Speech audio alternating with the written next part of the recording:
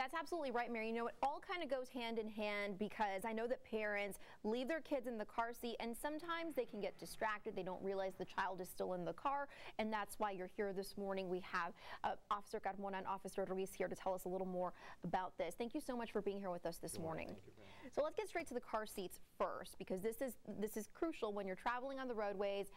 Even if you're going down the street, you must have your child in a car seat. It's a law. And you have 3 different ages here, so tell us about the 3 different car seats. The law starts out that from birth up to the age of 8, a child has to be in some type of car seat, and that's why we have 3 different varieties here. For the infant seat, for the child, it must face rearward, and in most cases this only lasts up to 22 pounds, but it protects the child, because if I gave you a brand new baby right now, you would say hold the head, and that's why we want the baby facing rearward. We can then change that baby facing forward after a certain amount of weight, and it depends on the car seat. This one here actually starts out rearward facing and then can be converted to face forward. And so then that brings the child in a 5-point harness for as long as possible, in this case up to 50 pounds. Let me ask you a question about how old is the child when they get bumped up to that car seat? This one here, after 2 years, it's safest. Well, actually, since you can start rearward facing after 5 pounds, you can start out with this convertible seat. That way you don't have to go from one seat to another seat. You can from birth, use this car seat if the baby weighs more than 5 pounds. So from 5 to 35 pounds rearward facing, this same car seat, flip it from 35 to 50 pounds forward facing, and you're good to go with this car seat here. That way you're not buying too many car seats, but you keep the baby in a 5-point harness longer. And what about the last one there? The last one, there are some restrictions where it's over 3 years old and over 30 pounds. It depends on the manufacturer, but the longer you wait, the safer your child will be, because you want them in a 5-point harness. After this one here, it's like I said, over 3 and over 30.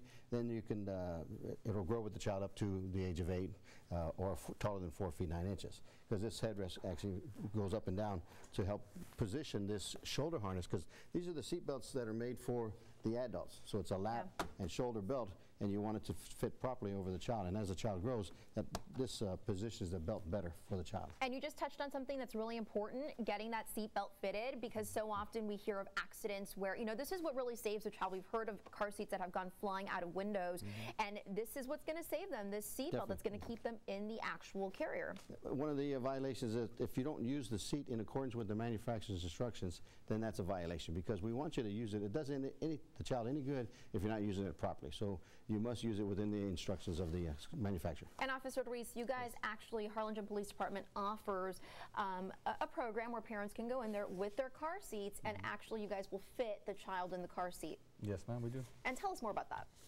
We usually have a class that we put them through.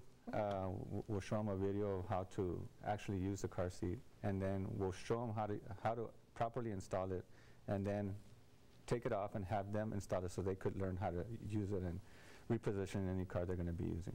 And if somebody wants to get in contact with you to do that, can they just walk into the police station? Do they need to call you first? It's best to call ahead, and that's the 216-5529 number.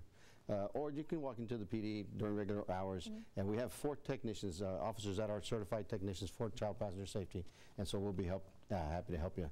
So walking in is not a problem, but calling ahead is preferred. That way we can make sure that one of the officers is there available. Great. For Child Passenger Safety Week, we're going to be at different locations throughout the Valley. Monday, we're going to start out at Valley Baptist in the afternoon, 3 to 6.